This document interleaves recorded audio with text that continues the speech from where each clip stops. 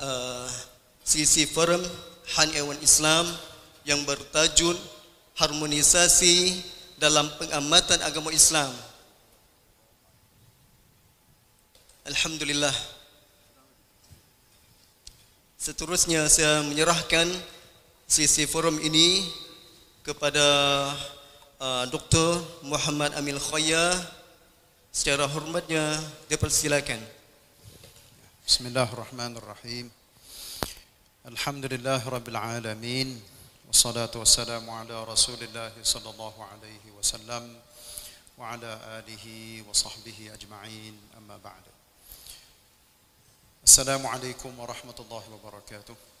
Alhamdulillah, kita bersyukur kepada Allah Subhanahu wa taala yang saya hormati Profesor Dr. Muhammad Ruzaimi Ramli, Rektor College University Islam Perlis, dan Syekh Dr. Wan Syukri Wan Ismail, dan semua hadirin hadirat yang dikasihi sekalian, serta hadirin yang berada di luar, hadirat sama juga yang berada di luar, dan yang sedang ikuti di dalam Facebook, dalam web yang disiarkan secara langsung dari Masjid Al-Haramain Jami'ah Fatani pada malam ini. Alhamdulillah, kita bertuah dengan kehadiran dua tuan guru, dua tokoh alim di rantau kita ini. Alhamdulillah, dengan tidak memanjangkan kalam dan muqaddimah, tajuk yang akan kita bincangkan pada malam ini berhubungan dengan harmonisasi dalam pengamatan agama Islam. Saya minta Profesor dulu untuk menyampaikan soalan yang saya akan tujukan kepada Profesor, iaitu kenapakah pentingnya berharmoni dalam menyampai ajaran Islam kepada masyarakat. Ini adalah suatu perkara yang penting, dan kalaulah kita mengambil isi yang akan disampaikan oleh Profesor kita, insya-Allah akan menjadi suatu sinaran cahaya kepada masyarakat kita dalam menyampai ajaran Islam kepada masyarakat. Dengan segala hormatnya, Profesor dijemputkan. Assalamualaikum warahmatullahi wabarakatuh. Alhamdulillah wassalatu wassalamu ala Rasulillah wa ala alihi wa sahbihi wa man wala. Ashhadu an la ilaha illallah wahdahu la syarika lah wa ashhadu anna Muhammadan abduhu wa rasuluh. Allahumma salli wa sallim ala Muhammad wa ala alihi wa sahbihi ajma'in. Amma ba'd.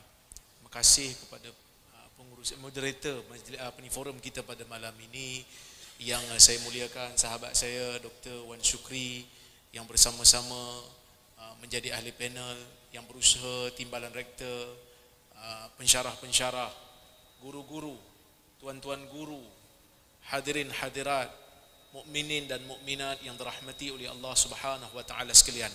Alhamdulillah, syukur kepada Allah Subhanahu wa taala kerana kita dapat bertemu pada malam ini. Dan saya kira inilah kali pertama kot saya berkuliah di Bumi Fatani ini. Datang ke Bumi Fatani ini banyak kali dah, tapi berkuliah, berforum, rasanya ini kali pertama lah. Jadi saya tak pasti adakah bahasa saya ini boleh difahami ataupun tidak. Tapi kalau rasa-rasa tak faham tu, angguk-angguk saja. Angguk-angguk sajalah, mudah-mudahan kefahaman tu datang kemudian. Kerana dulu sewaktu saya umur 18 tahun, saya habis saja sekolah. Dalam tempoh nak keluar keputusan peperiksaan tu, saya pergi ke Pegalan Hulu, sempadan Thailand lah, sempadan Fatani. Jadi ada ustaz-ustaz yang mengajar Nahwu di situ, dia berasal daripada Fatani. Jadi ada, bila dia mengajar tu, ada perkataan-perkataan tu yang saya tak faham. Jadi bila kita kata, Ustaz tak faham, dia kata, tak apa, kefahaman tu datang daripada Tuhan, bukan daripada Ustaz. Jadi rupa-rupanya betul, memang kefahaman tu datang daripada Tuhan sebenarnya. Mula-mula tak faham, tapi lama-lama bila dah sampai Jordan, Allah Ta'ala beri kefahaman tu. Benda-benda yang kita belajar dulu masa di pondok, datang balik. Oh, ini dulu yang saya belajar dulu. Kaedah-kaedah tu baru kita faham. Jadi kalau tak faham, kefahaman tu datang daripada Tuhan, bukan daripada saya lah. Okey, baik. Tajuk kita hari ini ialah harmonisasi. Maksudnya lebih kepada nak menjadikan kita ni bersifat harmoni. Sebelum saya nak masuk pada tajuk ataupun saya nak jawab soalan, saya tak boleh nak sembunyikan rasa kagum saya kepada masyarakat Islam Fatani ni. Masuk ke bumi Fatani ni, daripada Perlis tadi, saya jalan naik kereta tadi, saya melihat ya, masih kukuh ya, pegangan agama orang-orang Fatani ni kepada Islam, walaupun duduk dalam kerajaan minoriti Muslim. Saya jalan tadi, saya nampak Masya Allah masih ada lagi, masih ramai, bukan kata masih ada, masih ramai lagi muslimahnya yang berhijab, menunjukkan identiti zahir Muslim itu, zahir Islam itu masih ada. Bila kita sebut tentang harmoni, nak mewujudkan suasana yang harmoni, maka di sini lebih penting dan lebih utama. Kerana apa? Kerana kalian merupakan duta Islam yang dilihat oleh orang-orang bukan Islam yang berkuasa dalam negara ni. Bagaimana Islam itu dipraktikkan, mereka akan tengok dan mereka akan nilai. Dan saya kagum dengan masyarakat Muslim Fatani kerana mereka lebih mempunyai jati diri, walaupun suasana mungkin lebih mencabar daripada apa yang berada di Malaysia, jiran kalian. Yang mana kami pemerintahnya pemerintah Muslim, majoriti Muslim. Jadi mungkin kadang-kadang kami ni terlupa banyak, leka. Sebab apa? Sebab berkuasa. Maka di sini perlu untuk berhati-hati. Nak bercakap kena berhati-hati, nak bertindak perlu berhati-hati, kerana penguasanya bukan Muslim. Tetapi alhamdulillah, begitu baik keharmonian yang ditunjukkan oleh orang Islam di sini, sehingga pemerintah di tempat ini membenarkan masyarakat Muslim untuk ada universiti. Ini satu benda yang menakjubkan, satu benda yang saya kagum, dan saya syukur kepada Allah Subhanahu wa taala kerana setidak-tidaknya tugas kami sebagai orang kata apa, Muslim yang duduk dalam kerajaan Islam setidak-tidaknya ringan, kerana fardu kifayah itu telah disahut oleh sahabat-sahabat yang berada di Fatani ini. Alhamdulillah. Dan saya doakan agar kalian semua diberikan oleh Allah Azza wa Jalla dengan kekuatan, dengan jati diri yang mantap. Mudah-mudahan lebih ramai masyarakat melihat keindahan Islam dan tertarik dengan Islam itu, insya-Allah. Bercakap tentang isu harmoni, harmonisasi, maksudnya nak menyampaikan Islam itu secara harmoni. Kan di Malaysia sekarang ni tengah jadi satu polemik, doktor. Tengah jadi kacau. Kenapa kacau? Kerana kerajaan Islam, kerajaan Malaysia sekarang ni nak memperkenalkan pengajaran hadis 40 di sekolah-sekolah kerajaan seluruh. Nak ajar hadis 40 pada anak-anak murid Muslim. Jadi ada sebahagian daripada orang bukan Islam yang duduk di Malaysia bantah, tak setuju. Sebab apa tak setuju? Sebab dia kata, sebahagian mereka kata dalam hadis 40 tu ada hadis nombor 8. Umirtu an uqatilan nas hatta yashhadu an la ilaha illallah wa anna Muhammadar Rasulullah. Aku diperintahkan untuk memerangi manusia. Dia kata macam mana ni nak ajar anak-anak kecil di sekolah-sekolah rendah, umur 7 tahun, umur 8 tahun, macam mana kita nak ajar dia perang? Sebenarnya kita perlu, kerja kita banyak lagi. Bila orang tengok Islam, orang nampak pengganas. Bila orang tengok Islam, orang nampak ISIS. Sedangkan ISIS tak sampai 1% pun daripada bilangan umat Islam seluruhnya yang ada dalam dunia ini. Tak sampai 1%. Sikit sangat. Tapi orang nampak yang tu. Sedangkan Muslim di serata dunia tidak pernah, apabila mereka berkuasa, tidak pernah menindas mana-mana bukan Islam. Bahkan kita mengatakan mana-mana orang yang masuk Islam kerana dipaksa, imannya tidak sah. Kerana iman itu at-tasdiqu bil qalb wal iqraru bil lisan wal amalu bil arkan. Kerana iman itu mesti percaya dengan jiwa, mengucap dengan lidah, dan membuktikan dengan amalan, mengamalkan rukun-rukun Islam. Tapi ada orang-orang yang bukan Islam yang terkeliru hari ini. Bila tengok Islam, dia jadi takut dah. Bila tengok orang ada jambang, dia jadi takut dah. Maka tugas kita untuk menunjukkan bahawasanya hadis nombor 8 dalam hadis 40 Imam Nawawi itu sebenarnya itu adalah jalan terakhir untuk Islam mempertahankan dirinya apabila permusuhan berlaku. Kerana apa? Kerana di sana terlalu banyak ayat-ayat Al-Quran dan hadis-hadis Nabi sallallahu alaihi wasallam yang suruh kita menjadi manusia yang lunak kepada orang lain.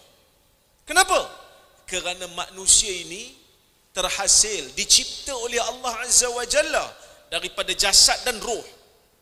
Manusia ini ada jiwa, ada jantung. Manusia ini ada akal. Manusia ini ada perasaan. Manusia ini ada panca indera. Manusia ada akal. Maka Allah Azza wa Jalla menyediakan di dalam Al-Quran hujah-hujah, dalil-dalil tentang kebesaran dan keagungan Tuhan supaya kita sembah dia. Orang-orang yang tak tahu maka diberitahu dengan hujah. Tapi dalam dunia ni bukan semua orang tak tahu. Ada yang tahu. Di kalangan orang Islam, dalam kalangan orang Islam ni berapa ramai yang tak tahu tentang salat tu wajib? Saya ingat kalau dia kata dia Muslim, lahir dalam keluarga Islam, tiba-tiba dia kata saya tak tahu solat tu wajib, saya ingat solat tu makruh, jadi saya tak solat lah. Betul-betul kata orang Perlis, betul-betul mangkak lah kan. Tak tahulah orang petani sebut apa, saya tak tahulah kan. Tapi betul-betul reput dan teruk lah ilmu dia, sampai solat pun tak tahu. Tapi pasal apa begitu ramai orang Islam yang tak salat? Pasal apa begitu ramai umat Islam yang meninggalkan salat? Bukan sebab dia tak tahu. Dia tahu, tetapi dia tak mahu. Kerana ada isu lain selain daripada hanya sekadar memberikan maklumat. Beri maklumat betul, beri ilmu bagi orang yang tak tahu, kita sampaikan dengan hujah. Tapi ada di kalangan manusia tak sama kadar pemikiran dia. Sebab tu kalau kita tengok dalam masyarakat, ada yang pandai, ada yang kurang pandai. Tapi bukan kurang pandai itu maksudnya bukan dia tak pandai, dia pandai bab lain. Kan? Ada orang belajar sampai PhD. Kan orang tanya saya, tak penat ke belajar sampai PhD? Kan doktor, kita alhamdulillah Allah Taala bagi rezeki sambung sampai PhD. Saya kata saya minat. Tapi bab lain saya tak pandai. Jangan suruh saya pergi tangkap ikan, saya tak tahu. Usah pergi suruh tangkap ikan. Ikan pun saya tak tahu nama kadang-kadang. Ni ikan apa ya? Tak tahu. Jangan suruh saya tanam pokok, saya tak tahu. Tak pandai saya. Ada orang Allah Ta'ala berikan dia, setiap manusia Allah Ta'ala jadikan mempunyai tawajjuh mukhtalif. Tawajjuh ataupun kita kata tumpuan yang berbeza-beza. Begitu juga sahabat Nabi SAW. Ada yang pandai dalam ilmu, maka dia menjadi pakar rujuk. Abu Bakar, Umar, ini semua pakar rujuk. Ali, pakar rujuk. Ibnu Mas'ud, Abu Hurairah, ini pakar rujuk. Hebat dalam riwayat, hebat dalam ilmu. Tapi ada yang tak berapa hebat dalam ilmu, tetapi dia hebat dalam perang, seperti Khalid ibn Walid. Dia tak terlibat banyak dalam periwayatan hadis kerana dia lebih kepada praktikal, hands on. Dia menjadi tentera. Allah menjadikan manusia itu saling melengkapi. Kalau semua orang jadi macam saya, siapa nak tanam pokok dokong? Kan? Kat Thailand ni banyak pokok dokong saya tengok.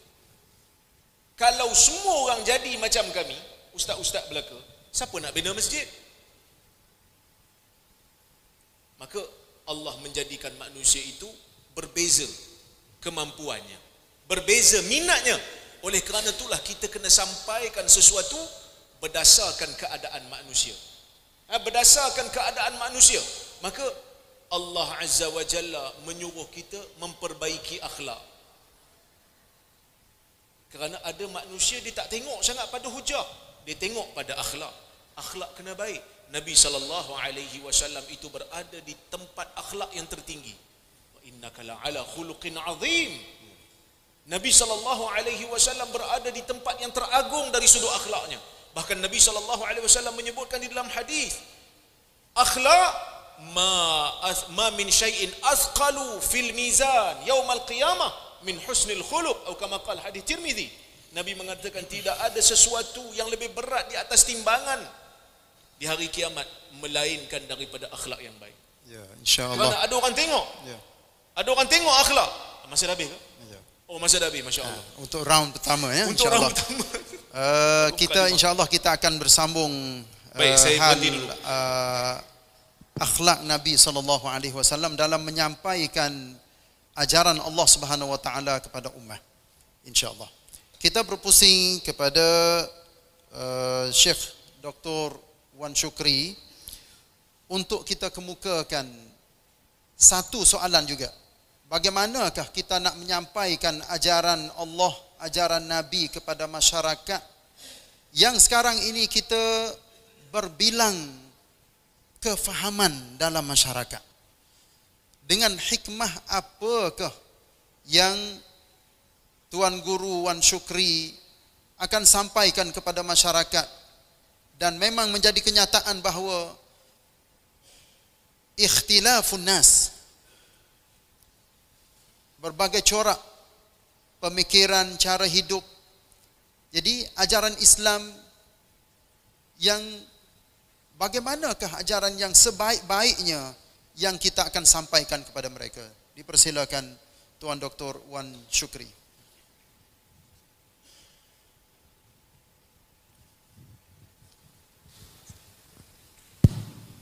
Assalamualaikum warahmatullahi wabarakatuh. Alhamdulillahi rabbil alamin wa bihi nasta'in wa la udwana illa 'alal zalimin. Wa sallallahu wa sallama wa baraka ala 'abdika wa rasulika nabiyyina Muhammad wa ala alihi wa ashabihi ajma'in. Allahumma inna nas'aluka mujibati rahmatik wa 'azaima maghfiratik was salamata min kulli its wal ghanimata min kulli bir wal fawza bil jannah wan najata minan nar bi rahmatika ya arhamar rahimin. Alhamdulillah, segala puji bagi Allah Subhanahu wa taala. Pada malam yang bahagia ini kita boleh berwipung, kita boleh berkumpul di atas Masjid Haramain Jami'ah Fatani. Tak lupa lagi terima kasih kepada Tuan Dr. Muhammad Khaya sebagai pengurusi dan ustaz saya lah kita kata, dan abai saya Ustaz Ustaz Dr. Ruzaimi Ramli, dan tak lupa lagi Ustaz Ding Daqaha kita sebagai ketua lah di sini ni, dan semua para guru-guru asatizah yang ada di dalam masjid pada malam ini, dan seterusnya kepada sahabat-sahabat, kawan-kawan hadirin hadirat yang sudi hadir pada malam ini untuk sama-sama kita berkongsi di dalam ruangan sekali ini. Kita pohonlah daripada Allah Subhanahu wa taala memberkati kita sekaliannya. Kita sebagai manusia, Allah Subhanahu wa taala menjadikan kita ni laqad khalaqnal insana fi ahsani taqwim. Allah taala jadikan kita ni sebaik-baik bentuk. Dan Allah taala merupakan kita di dalam perut ibu tadi tu berlainan. Huwallazi yusawwirukum fil arhami kaifa yasha. Allah taala membentukkan kita di dalam perut ibu kita itu berbagai bentuk. Maka di situlah kalaulah kita perhati wa ikhtilafu alsinatikum wa alwanikum inna fi dzalika laayat. Kita itu berlainan warna, berlainan bercakap bahasa dan bangsa, itu adalah keterangan Allah Subhanahu wa taala. Hingga malam pun ada perselisihan. Inna fi khalqis samawati wal ardi wa ikhtilafil laili wan nahar la ayatin li ulil albab. Tukar alik siang malam ni adalah keterangan yang daripada Allah. Nak ayat kata itu adalah keterangan bahasa dia hak tu.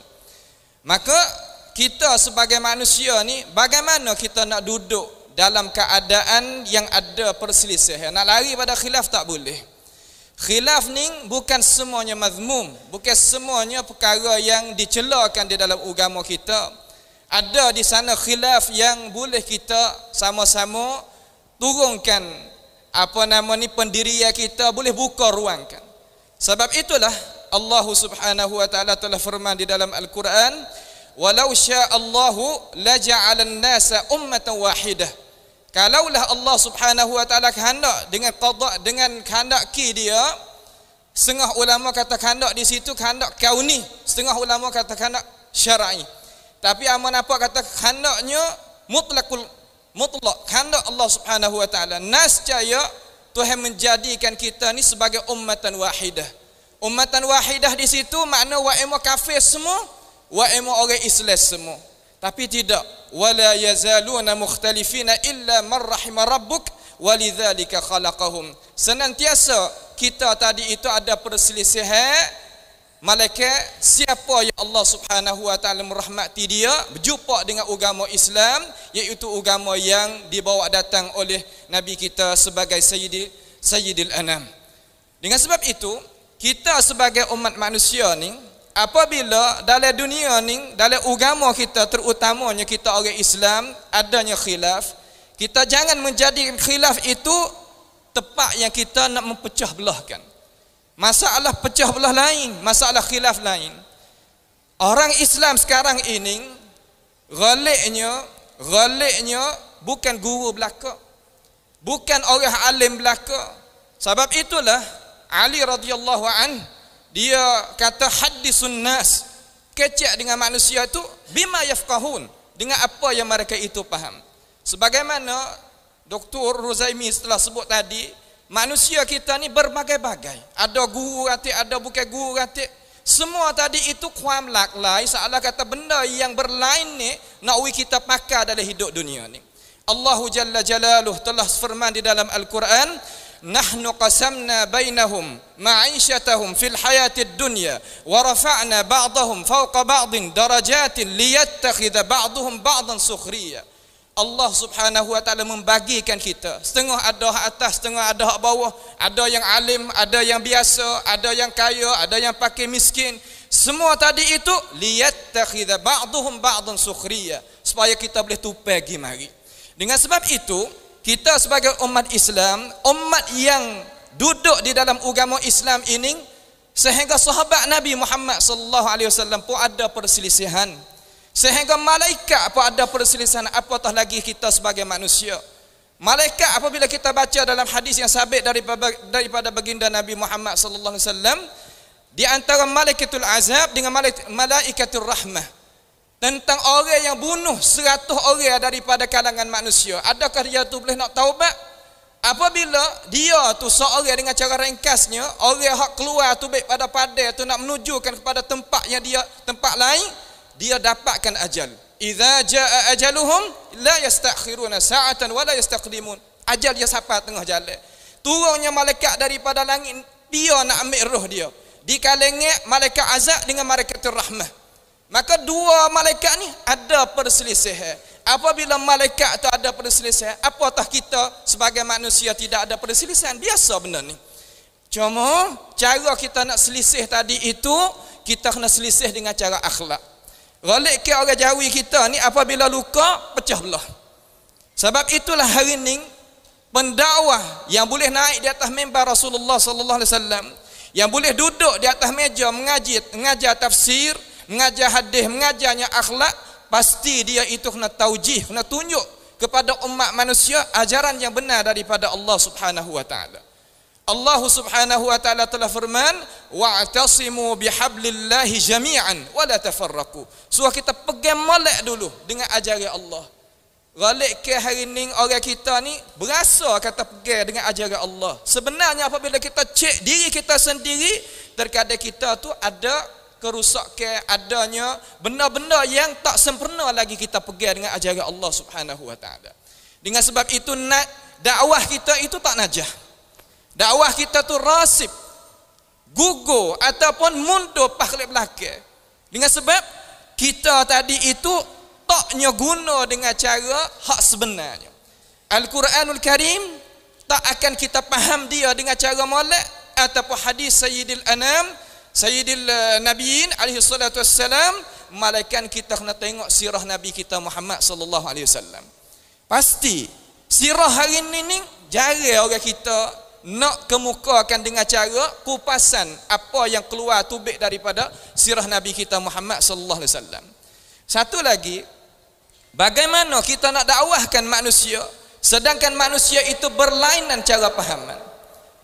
Sebenarnya fitrah manusia ni yang keluar mari kepada ini dunia ni di atas bersih. Sebagaimana hadis yang kita telah dengar semua, kullu mauludin yuladu 'alal fitrah. Tiap-tiap anak beranak mari pada ini dunia ni mari di atas bersih dengan cara Islam. Islam yang dibawakan oleh Rasulullah sallallahu alaihi wasallam, Islam yang terbuka akal fikiran. Terbukanya pahaman. Tetapi dengan sebab terkadang suasana yang keluar daripada orang yang terbiahkan manusia membawakan manusia itu jadi asabiyah. Jadinya tertutup cara memikir, tertutupnya kita nak dengar. Dengan sebab itulah Rasulullah sallallahu alaihi wasallam telah sabda di dalam hadis yang diriwayatkan oleh Abi Daud dengan sanad yang hasan. Nabi Muhammad sallallahu alaihi wasallam kata, "Laisa minna man da'a ila asabiyah wa laisa minna man mata ala asabiyah." Bukan daripada akhlak golongan orang Islam yang sebenar yang sempurna mereka yang dakwahkan manusia kepada asabiyah. Asabiyah ni mana fanatik. Pasal siapa panggil klang-klai, kalau bukan guru aku tak dengar. Kita tak boleh buat lagu ni. Kita tak boleh terima ajaran ni. Kalau bukan daripada orang kita berasa kata guru kita, orang hak kita terlekat hati dan sebagainya, kita tak dengar. Tak. Allah Subhanahu wa taala suruh kita dengar. Fas'alu ahla dzikri in kuntum la ta'lamun bil bayyinati waz zubur. Tanya orang mana-mana pun hak benar kita tak tahu. Tapi syaratnya orang nak ayat kita tu bil bayyinah, dengan keterangan. Dengan keterangan daripada Allah Ta'ala, daripada Rasulullah sallallahu alaihi wasallam, siapa pun nak ayat kita terima kalau orang umpama tu. Nak kita faham. Dan orang yang mati dalam keadaan mengajak orang kepada asabiyah, Nabi Muhammad sallallahu alaihi wasallam tak menyelamatkan dia. Bagaimanakah kita nak hidup di atas dunia yang sementara tapi kita tak pandai nak duduk dalam masalah khilaf. Khilaf dalam Islam kita, Nabi Muhammad sallallahu alaihi wasallam buka ruang kita nak khilaf boleh. Cuma khilaf sama-sama ada dalil. Amo senantiasa ada misal semua. Qiraat tepat kita ni kita baca Hafsin an Asim. Tapi kalau kita pergi ke Mauritania, pergi ke mana-mana lagi, kita akan dengar qiraat-qiraat yang lain. Semua tadi itu ada khilaf tu. Sehingga zaman Abdullah bin Mas'ud radhiyallahu an, sahabat pakat kufur pergi mari. Mung baca gini, aku baca gini. Sahabat Nabi, ya sahabat Nabi. Lalu mari buat keputusan kepada Abdullah bin Abbas, bagaimana? Kena ke tak mau baca lagu ni? Semua Abdullah mengaku kata yang dihajar belaka, yang dimengajar, yang disyarahkan oleh Nabi kita Muhammad sallallahu alaihi wasallam dalam masalah pembacaan itu.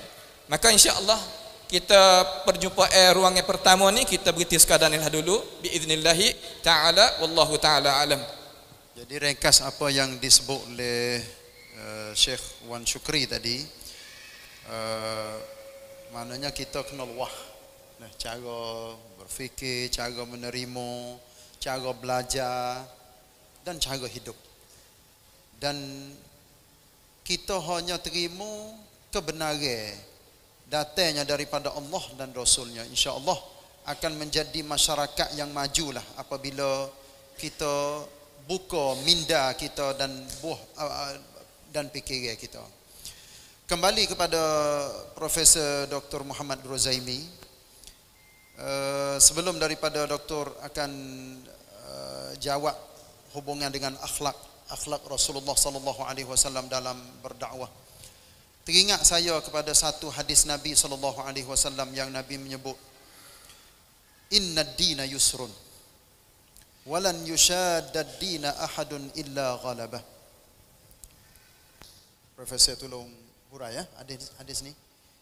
Satu lagi peristiwa yang berlaku ketika Nabi SAW menghantar Mu'adz bin Jabal dengan Abu Musa al-Ash'ari ke negeri Yaman. Nabi berpesan 4 perkataan.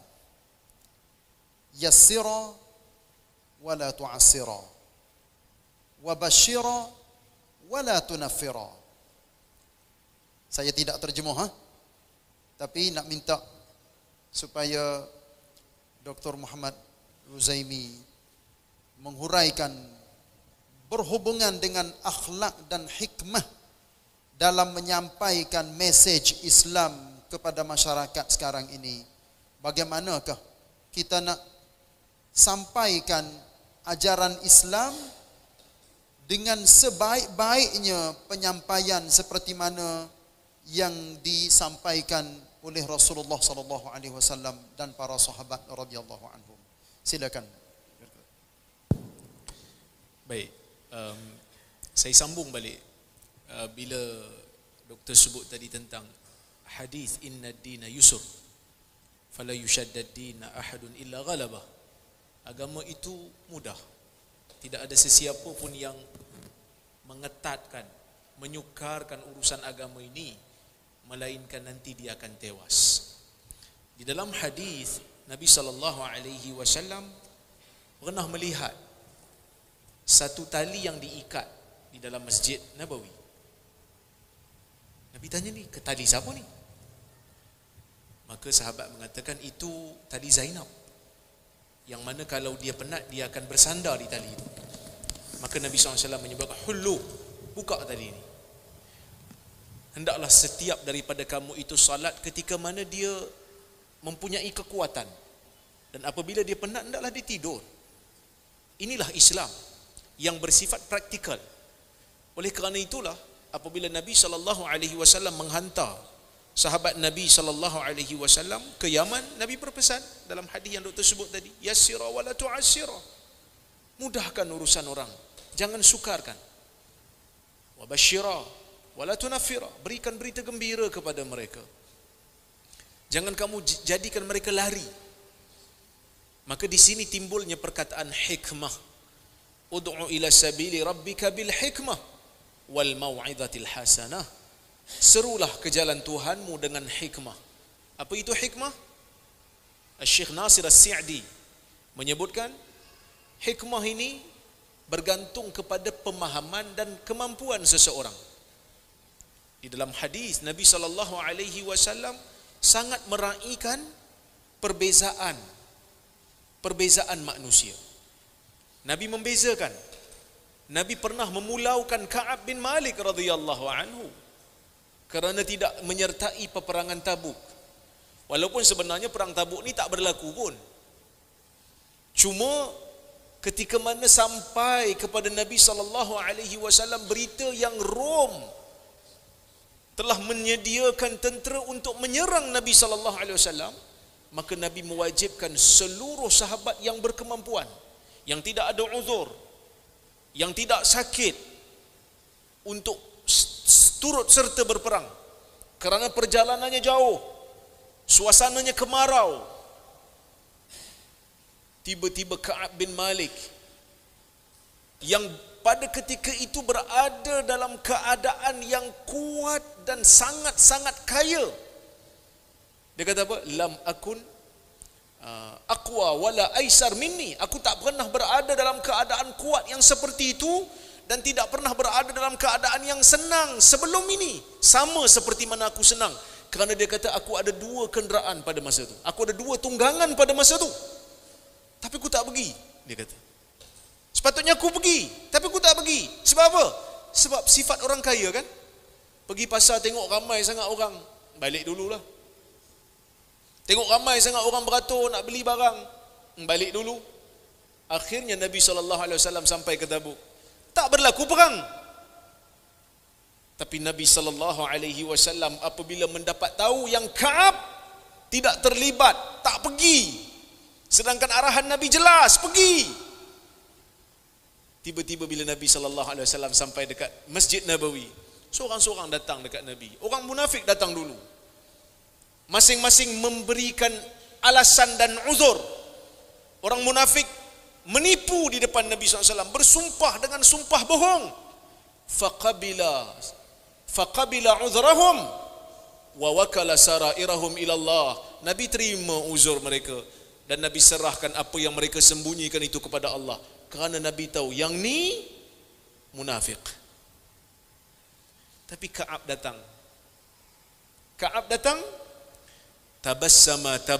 tabassumal mughdab. Nabi senyum, tetapi senyum orang yang marah. Macam mana senyum orang marah? Bila kita bawa anak kecil pergi rumah jiran, anak kita melompat sana sini, kita pun tengok senyum. Hang tunggu balik nanti. Mau aku sebat, kan? Itu senyum orang marah. Nabi SAW bertanya kepada Ka'ab, "Ma khallafak?" Apa yang menyebabkan kau tak pergi? Dia kata, "Ya Rasulullah, kalau aku duduk di hadapan ahli dunia, aku boleh keluar daripada kemarahannya dengan aku mereka berbagai uzur. Laqad u'titu fi dhalika jadala." Aku boleh, Ka'ab penyair, Ka'ab pandai bercakap. Aku boleh tipu. Tapi kalau hari ini aku bercerita di hadapan kamu hadis kadzib, aku bohong. Hari ini aku boleh bebas, tapi esok Allah Ta'ala hantar wahyu kepada engkau mengatakan aku bohong. Wallahi ma yakunu indi min uzur. Aku tak ada uzur apa pun ya Rasulullah. Aku tak ada uzur. Aku saja je tangguh-tangguh. Nabi kata, hadza sadaq. Ni betul. Maksud yang tadi tu, yang tadi itu semua bohong belaka. Yang ni betul. Nabi kata, qum hatta yahkum Allah. Bangun. Nanti Allah Ta'ala akan uruskan kamu. Allah Ta'ala akan berikan keputusan. Apa yang berlaku? Nabi pulaukan Ka'ab. Tak bercakap. Orang-orang Madinah tak bercakap. Sehingga Ka'ab kata apa? Hatta tanakkarat liyal ard bima rahubat. Sehingga bumi menjadi asing. Bukan seperti Madinah yang aku kenal. Karena Ka'ab orang Ansar. Dia lahir di Madinah. Dia kata, sebelum ni bumi luas, tapi jadi sempit, jadi asing, jadi pelik. Kenapa Nabi melakukan begitu? Hikmah. Kerana perbezaan pendekatan, perbezaan metodologi Nabi SAW apply, Nabi aplikasikan ketika berdakwah. Tak sama nak dakwah dengan Badui dengan nak dakwah dengan sahabat yang rapat dengan Nabi SAW. Badui datang ke masjid Nabi, kencing dalam masjid. Apa Nabi buat? Sahabat tengok, oi, kencing dalam masjid. Mereka nak kejar Badui ni. Nabi kata, da'u, biarkan dia. Kenapa Nabi suruh biar? Sebab dia tengah kencing. Kalau dia kejar, dia akan lari. Jadi kencing tu akan jadi bercorak-corak. Daripada kencing satu tempat, jadi kencing berirama. Meleceh. Jadi Orang sini dikata meleceh. Meleceh habis nanti. Itu yang pertama, hikmah Nabi. Yang kedua, tak elok untuk kesihatan dia. Tengah kencing sedap, tiba-tiba disuruh tahan. Tak bagus untuk lelaki. Jangan ditahan-tahan. Itu yang kedua. Yang ketiga, kerana dia Badui, dia tak tahu adab. Maka Nabi SAW kata, masalah dia kita boleh selesaikan. Ambil air, curah. Apa dia kata pada Nabi SAW dan para sahabat? Dia kata, ni bagus. Dia kata, Allahumma arhamni wa Muhammada wa la tarham ma'ana hada. Ya Allah, sayang aku dengan Muhammad. Jangan orang lain kau sayang, kami berdua cukup. Badui punya otak. Muawiyah bin al-Hakam dalam hadis, dia datang semayang dengan Nabi SAW, solat dengan Nabi di Masjid Nabawi. Ada seorang bersin. Dia dengar orang bersin. Dia ucap, yarhamkallah dalam solat. Yang lain semua pakat tengok dia. Tepuk-tepuk, jangan cakap. Dia tak faham. Orang marah ke dia? Lepas salat, selesai salat, Nabi SAW panggil dia. Nabi kata, dia kata apa? Dia kata apa? Dia kata, aku tak pernah tengok guru yang sebaik ini. Aku tak pernah tengok guru yang sebaik ini. Dia tak marah aku, dia tak tengking aku. Tapi dia kata apa? Dia kata, inna hadhihi salah la yasluh fiha syai'un min kalamin nas. Innama hiya tasbih wa takbir wa qiraatil Quran. Sesungguh solat ni tak boleh cakap, Nabi kata.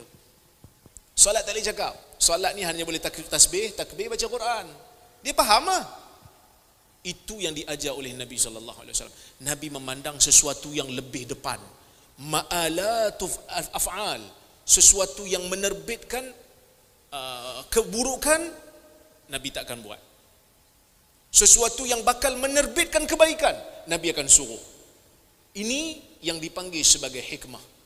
Hikmah, kata Ibn Qayyim, fi'lul ladhi yanbaghi ala alwajhi alladhi yanbaghi fil waqti alladhi yanbaghi. Melakukan sesuatu yang sepatutnya dengan bentuk yang sepatutnya pada waktu yang sepatutnya. Tapi bila sebut hikmah, ini jangan salah faham. Kadang-kadang bila kita sebut hikmah, orang kita faham hikmah ni mesti selama-lamanya lunak. Betul. Kali pertama lunak. Allah Ta'ala suruh Nabi Musa dengan Harun berjumpa dengan Fir'aun. Idhaba ila fir'auna innahu tagha faqula lahu qawlan layyina. Betul?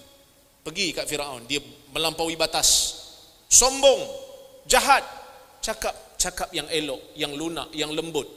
Tapi dalam hadis ada tak Nabi SAW marah? Tadi saya sebut, Nabi marah pada Ka'ab. Kenapa? Kerana tak sepatutnya seorang sahabat buat begitu. Dalam hadis Nabi SAW juga ada berperang dengan Rom. Bukan saya nak suruh perang pula, tak. Tapi nak bagi tahu hikmah ialah menetapkan kadar yang tertentu di tempat yang tertentu pada waktu yang sesuai. Itulah hikmah. Maksud hikmah. Saya sedihkan dengan soalan di sini ya. Bagaimanakah dengan situasi sekarang ini? Kalaulah di zaman Nabi dahulu memang menjadi suatu contoh yang kita kira sebagai suatu contoh yang kita ambil sebagai teladan yang dibuat ataupun yang diamal oleh Rasulullah sallallahu alaihi wasallam. Tapi sekarang ini dengan banyaknya manusia, berlainan fahaman, berlainan corak, fikiran, ilmu, latar belakang, macam mana kita nak guna hikmah di dalam penyampaian supaya kita berharmoni dengan mereka. Tidak ada respon yang yang membahayakan kita ataupun yang tidak maknanya kita menyampaikan ajaran Islam kepada mereka. Kalau mereka tidak terima pun okeylah, tak apa. Tapi jangan sampai mereka menentang kita. Bagaimanakah kita nak sampaikan ajaran Allah, ajaran Rasul kepada mereka sehingga mereka rasa ikna dengan apa yang kita sampaikan? Pertama, saya sebut tadi, manusia ni dia terkesan dengan beberapa perkara.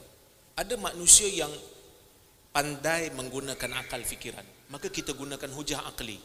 Sebab itu dalam hadis Nabi SAW suruh sahabat berfikir.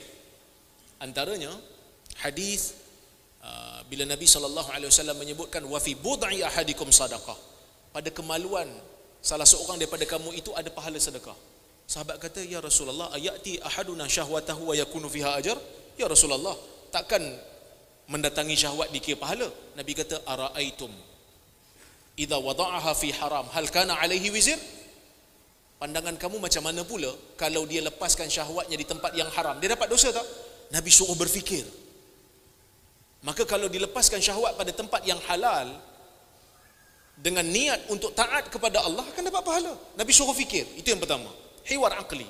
Yang kedua, manusia ni ada kala terkesan dengan akhlak tadi, maka Nabi menunjukkan akhlak yang baik, cakap yang lunak, cakap yang lembut, tak perlu untuk menengking, tak perlu untuk meninggikan suara. Itu yang kedua. Yang ketiga, ada manusia yang terkesan dengan suasana, dengan persekitaran, dengan masyarakat, maka perelokkan masyarakat. Sehingga kan bila ada orang buat perkara yang tak elok, masyarakat akan tegur. Masyarakat kata ini benda tak bagus, ini benda tak betul, ini benda tak elok. Dan ada manusia yang terkesan dengan emosi. Ada manusia yang terkesan dengan emosi. Betul, Allah Ta'ala kata apa? Watawasau bil haq, watawasau bis sabr. Berpesan-pesan dengan kebenaran dan berpesan-pesan dengan kesabaran. Kita tengok orang tengah emosi, orang tengah bersedih, kita bagi dia pesanan, sabar. Itu dakwah, sabar. Tiba-tiba dia marah kita. Cakap senanglah, sabar-sabar. Bukan anak engkau yang mati, anak aku yang mati. Mungkin kita pernah dengar benda ni, betul? Dalam hadis pun ada. Nabi SAW tengok seorang perempuan nangis dekat kubur. Kat kubur anak dia. Nabi kata, isbiri wahtasibi. Sabar, harap pahala daripada Allah. Nabi buat apa yang Tuhan suruh. Perempuan ni kata apa? Ilaika anni fa innaka lam tusab bi musibati. Jauh. Pergi kamu daripada aku, kerana kamu tak kena seperti mana yang aku kena. Musibah tak kena pada kamu seperti mana yang kena pada aku. Tapi perempuan ni lama-lama dia terfikir, Nabi tu. Dia pergi rumah Nabi. Dia bagi tahu, ya Rasulullah, minta maaf ya Rasulullah, tadi tak apa nak betul sangat, tak apa nak stabil. Nabi kata apa kat dia? Innamas sabru 'inda sadmatil ula. Sabar tu waktu hentakkan kali pertama. Nabi tak marah dia. Nabi tak kata, nerakalah engkau. Nabi tak kata. Sebab dia dah sedar dah. Dia dah tahu dah dia silap. Maka itulah hikmah, meletakkan sesuatu di tempat yang sesuai, bercakap di tempat yang sesuai, bertindak pada waktu yang sesuai. Itulah sebenarnya hikmah. Wallahu a'lam. Alhamdulillah. Semoga apa yang disebut itu akan menjadi suatu perkara yang tidak asing dari cara kita berdakwah, kita mengajar, kita sampaikan ajaran Islam kepada orang ramai. Kita kembali kepada Syekh Dr. Wan Syukri, iaitunya ingin juga kita ingin tahu sejauh manakah semangat seseorang apabila dia sampaikan ajaran Islam kepada orang. Memang setiap orang yang hendak sampaikan Islam, dia mesti berilmu, bertawajuh dengan Allah Subhanahu wa taala, dan banyak lagi sifat-sifat sebagai orang yang akan menghadapi manusia yang berbagai-bagai dalam masyarakat. Ingin saya kemukakan satu soalan kepada Syekh Wan Syukri. Bagaimana kita nak adakan semangat supaya Islam yang kita sampaikan ini terus menerus, tidak akan berhenti sampai ke hari kiamat. Dipersilakan. Bismillahirrahmanirrahim. Alhamdulillahi rabbil alamin wa bihi nasta'in wa sallallahu wasallam wa baraka ala nabiyyina Muhammad wa ala alihi wa sahbihi ajma'in. Kita sebagai orang Islam pasti mula sekali nak semangat kita hidup tu. Semangat ni benda hak duk dalam sebagai api. Kalaulah kita nak banding dengan cara mudah-mudah, bateri bagi telefon kita ataupun kekuatan dalam nak hidup perkara tadi itu, kena berdasar kepada ayat Allah Subhanahu wa taala kata, araditum bil hayatid dunya minal akhirah fama mata'ul hayatid dunya fil akhirati illa qalil. Kamu tadi itu berasa redha ke terhadap hidupan dunia daripada hidupan akhirat, sedangkan hidupan dunia ni kalau nak adu dengan hidupan akhirat sikit sahaja. Kita tak cerah akhirat kita, membawa ada semangat kita tadi tak hidup. Dengan sebab itulah timbulnya sifat ananiyah. Ananiyah ni mana kata sifat nampak diri. Aku nak wisni aku ngaji asalkan boleh hasil bagi diri aku nak dakwah tak dakwah itu suku kira. Ini bukan. Kerana Allah Subhanahu wa taala tak jawab kuasa di atas orang ngaji agama ni mau kecek. Di dalam bombing yang maha berkat Jami'atul Fatani, Allah mahfazha ya rabbal alamin. Allah Subhanahu wa taala kata, "Wa ma kana al-mu'minun liyanfiru kaffah falawla nafara min kulli firqatin minhum ta'ifatul liyatafaqahu fid din wa liyunziru qaumahum idza raja'u ilaihim la'allahum yahdharun." Dasar kita ngaji agama tak sepatut layak zaman Nabi kita Muhammad sallallahu alaihi wasallam dan zaman mana-mana pun ila ayrithallahu al-ardha wa man 'alaiha sehingga hari kiamat nanti, katakan kita nak tubik gi perai belaka. Tak boleh lagu tu. Kena ada orang yang duduk dengan Nabi Muhammad sallallahu alaihi wasallam mengaji hukum halal wal haram untuk menjadikan bekalan bagi masyarakat al-Islam dan anak cucu al-Islam apabila kita kembali kelik pada tanah air kita, kita nak menyampaikan hukum agama. La'allahum yahzarun. Nak mereka itu ingat ajaran agama, pastilah pendakwah tadi itu kena ada semangat yang tinggi. Kerana kita kerja ni Allah Subhanahu wa taala telah firman dan beri jaminan kepada kita, wa man ahsanu qawlan mimman da'a ila Allah wa 'amila salihan wa qala innani minal muslimin. Siapa lagi nak lebih tinggi pangkat di sisi Allah Subhanahu wa taala lebih daripada mereka yang mengajakkan manusia kepada Allah Subhanahu wa taala. Satu kali sebagai pengasas bagi Jami' Al-Fatani, Dr. Jihad Muhammad alaihi rahmatullah, dia pernah mengajarkan kepada anak murid dia, kata, "Mung ni nak mengaji gapo?" Dia kata. "Nak mengaji gapo?"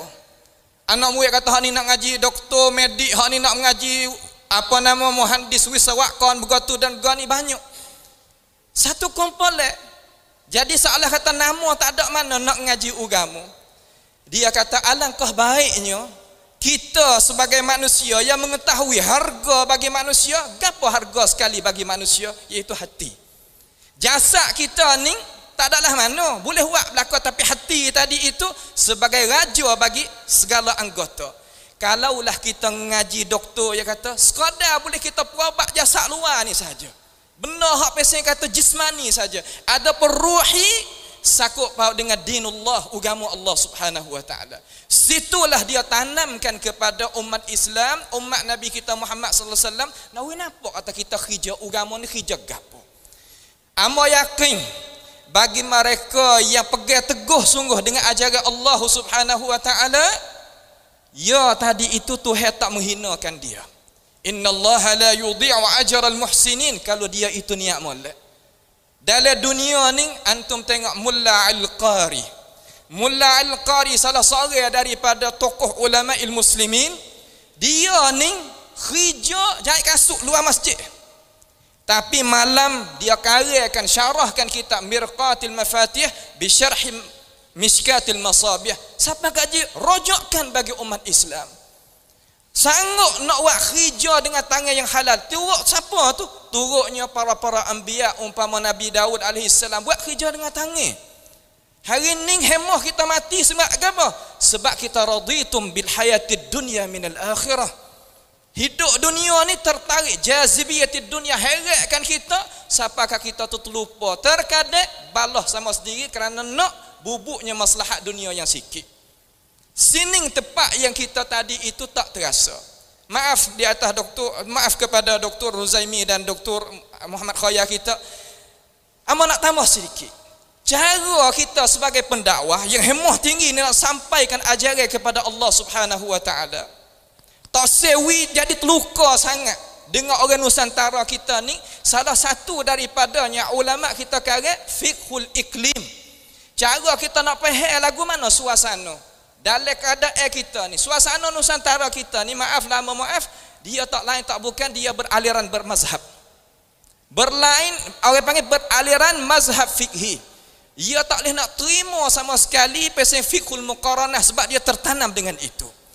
Maka cara memikir ni, masa saya duk ngaji tafsir suratil An'am dengan fadilatul Syekh Tuan Guru Haji Ismail bin Abdul Rahman Lutfi sebagai Syekhul Jami'ah di sini ni, dia kata tiap-tiap kali dia waktu baik tazkirah, dia bawa pendapat yang ada di dalam mazhab yang mu'tamad, yang betul dengan sunnah Nabi Muhammad sallallahu alaihi wasallam. Seumpama Al-Imam Baghawi dalam Syarh Sunnah, umpama Imam Nawawi di dalam Syarh Muhazzab, Syarh Majmu', umpama Imrani di dalam Al-Bayan, dan berbagai-bagai daripada tokoh-tokoh ulama yang hebat-hebat tadi itu, yang betulnya pendapat dia dengan sunnah Nabi Muhammad sallallahu alaihi wasallam membukakan akal fikiran. Masa dia ada dakwah tu, Ayuhal muslimun, kanak-kanak semua ni, adik-adik semua ni, dan maaf kepada asatizah semua ni, ramai di kalangan tuan guru yang berjaksa di bombing kita di sini Nusantara dengan cara umumnya terimanya aliran pahaman sunnatin nabawiyah. Sebab kenapa? Sebab dia tadi itu ada cara.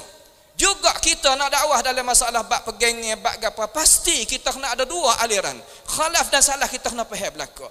Kalaulah kita naik di atas mimbar qala Syekhul Islam Ibn Taimiyah, wallahi dia mau tak terima. Qala Syekhul Islam Muhammad Ibn Taimiyah, wallahi dia mau tak terima. Tapi qala al-Imam an-Nawawi, qala al-Imam al-Baghawi, qala al-Imam Syafi'i, itu cara politik dalam masalah kita nak dakwah. Dengan sebab itu kita sebagai semenek insya-Allah kita sebagai umat Islam tanamlah di dalam hati kata kerja agama sebagai pelajar. Kita nampak ramai atas masjid ni, tapi apabila kita kelik pada masyarakat kita, kampung kita, furada kita sore. Dengan sebab itu alim ulama kita buat jamiah ni untuk mengangkatkan darajat ummah. Satu.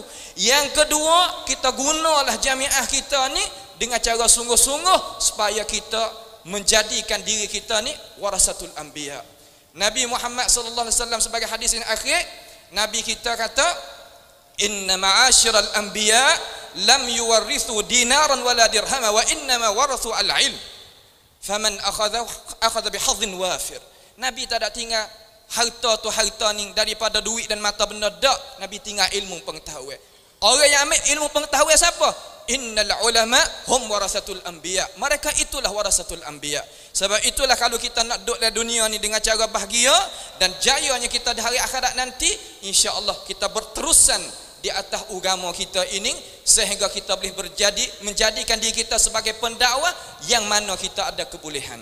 Di situlah sedikit daripada perkara yang kita boleh kemukakan kepada umat masyarakat di sini. Mudah-mudahan perkara itu tertanam di dalam jiwa kita. Wallahu a'lam. Masa masih ada lagi. Masa untuk Tuan Syekh Wan Syukri masih ada lagi. Saya ingin selikan soalan di sini. Bagaimana kita nak jadikan masyarakat kita terbukanya fikiran, hati, perasaan dan boleh menerima buah pendapat dari berbagai-bagai ulama, bukan hanya ta'assub dengan mana-mana orang ataupun mana-mana kumpulan. Dipersilakan.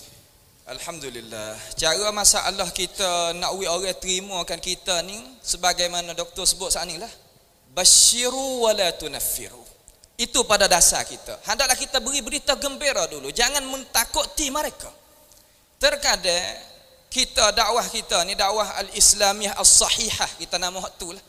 Dakwah Islam yang benar betul berdasar pada al-kitab wa sunnah dan dipahamkan oleh ulama ilmu mu'tabarin, yakni kita tadi itu kena baca dulu cara-cara mereka tadi itu nak terima macam mana. Amba hak duk dalam media dakwah sikit sebanyak ni, hak tu hewi ni, awamin nas tak ada masalah.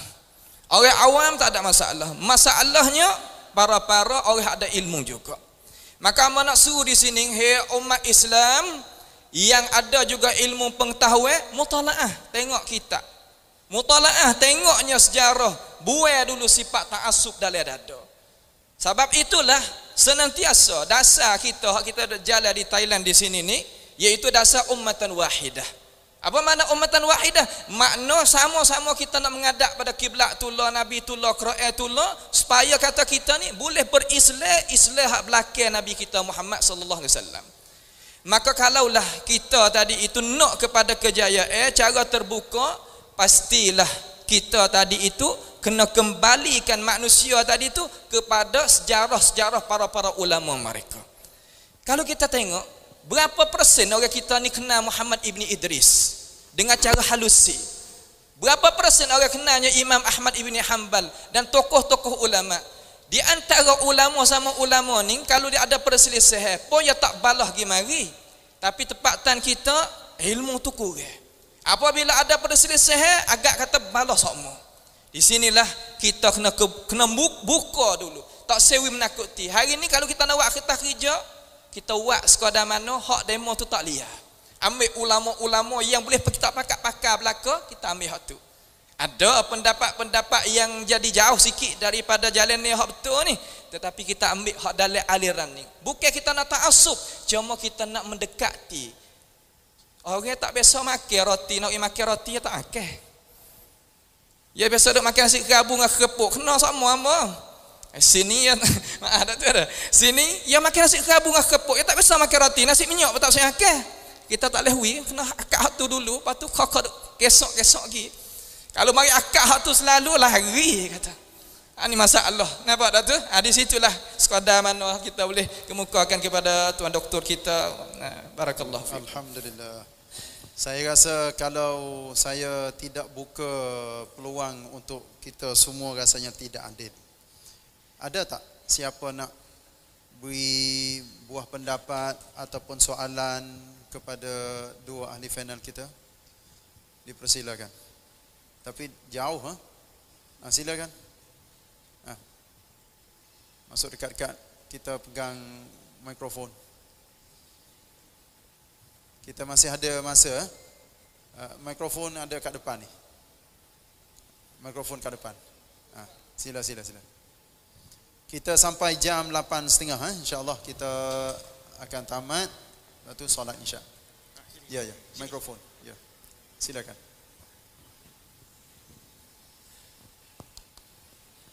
A'udzubillahi minasyaitonir rajim. Bismillahirrahmanirrahim. Saya daripada KUIPS. Saya ada soalan untuk Dr. Rozaimi. InsyaAllah soalan saya berkenaan dengan pada zaman kini ya. Saya lihat dekat media sosial, kadang-kadang ada setengah influencer apa orang yang terkenal lah, apabila ditegur oleh setengah ustaz, mereka akan seakan-akan membangga diri. Ibarat macam ni lah satu kes, baru ni ada artis yang dia buang tudung dia, dan dia kata sebab dia tak dia nak menjadi diri dia sendiri, sebab macam itulah seolah-olah itu. Lepas tu bila ada ustaz tegur dia kata hang tu siapa, hang ngaji pun tak habis lagi tapi hang nak tengok aku. Macam itulah. Jadi apa pandangan ustaz untuk macam mana kita nak dakwah kat orang-orang macam ni yang macam seolah-olah dia macam mana rendah terhadap orang Islam ni, macam tu lah pendakwa macam ni. Macam tu lah insya-Allah ustaz saya. Baik, terima kasih yang bertanya soalan ni pelajar KUIPS. Dia boleh tanya kat KUIPS tapi dia nak tanya kat sini juga. Terima kasih banyak, tak ada masalah. Nampak macam pelajar daripada Fatani juga. Ahlan wa sahlan. Tuan-tuan dan puan-puan, kami di KUIPS kita memberikan beasiswa kepada pelajar-pelajar yang nak datang belajar di KUIPS. Kita ada dalam setahun ada 450 kita panggil apa, seat, 450 peruntukan untuk diberikan, 450 orang lah. Jadi mungkin antara pelajar-pelajar di Fatani ini ramai yang dapat beasiswa tersebut. Okey. Soalan yang ditanya pada saya tu adalah soalan berkenaan dengan isu yang berlaku di Malaysia lah.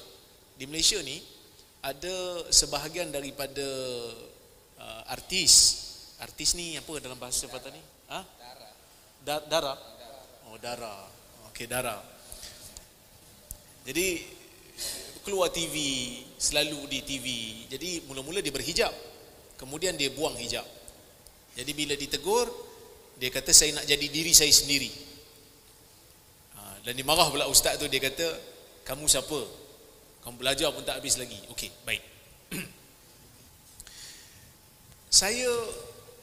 Kalau saya lah diberi peluang untuk menegur orang yang seperti ini, saya mungkin pergi kepada sudut yang berbeza.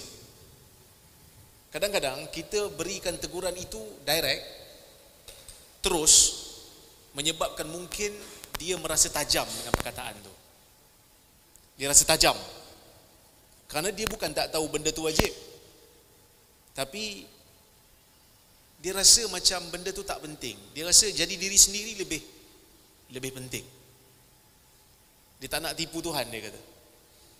Kalau saya lebih suka untuk memberikan perumpamaan, analogi, situasi ataupun gambaran.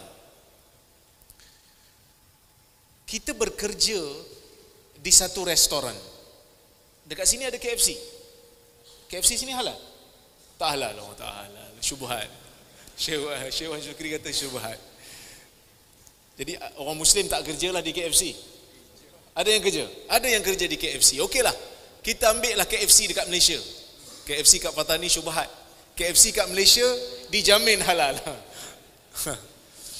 Kita kerja dekat KFC, kerja dekat McDonald di Malaysia yang halal. JAKIM, Jabatan Kemajuan Islam Malaysia, dah sahkan ia halal. Sumbernya halal, sembelihannya sah dari sudut syar'i, maka orang Islam boleh pergi makan dekat sana. Ramai tak anak-anak orang Islam yang pergi bekerja dekat McDonald dan KFC di Malaysia? Jawapan saya ramai. Dan ketika mana dia kerja di McDonald dan KFC, dia perlu pakai baju yang khas untuk pekerja KFC dan McDonald. Dia kena pakai baju. Baju ada lambang M, baju lambang KFC, siap ada topi lagi. Kita pun kadang heran, pakai tudung, lepas tu pakai topi. Macam tak sesuai, tapi dia pakai. Yang mana pakaian tu, kalau dia tak kerja di KFC, dia tak kerja di McDonald, dia tak pakai pakaian tu. Dia tak pakai pakaian tu, tapi bila dia nak pergi kerja, dia pakai. Kenapa dia pakai? Sebab dia nak gaji. Dia nak gaji bulan-bulan, dia nak bayaran. Bila dia kerja setiap bulan, dia dapat bayaran. Bayaran tu dia boleh beli macam-macam. Dia boleh makan, dia boleh minum, dia boleh belanja. Maka kalau tanya dekat dia, kenapa kau pakai pakaian ni?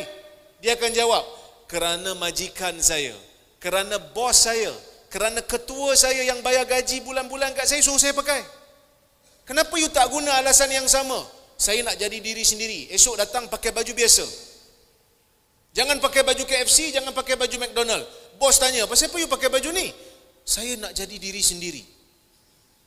Kerana kat luar saya tak pakai baju ni. Agak-agak dia boleh tak untuk kerja terus di situ? Dia pasti akan dibuang. Dengan makhluk, kita boleh disiplin untuk ikut peraturan. Kerana kita tahu, kita adalah kuli. Kita adalah orang suruhan. Kita berada di peringkat yang terbawah. Kita tak ada pilihan. Tapi kenapa dengan Tuhan Azza wa Jal, yang lebih tinggi darjatnya daripada bos kita, yang lebih tinggi dari darjatnya daripada majikan kita, kenapa dalam masalah Tuhan ni, kita boleh kata, wahai Tuhan, arahan kau tak penting lah, aku jadi diri sendiri lagi penting.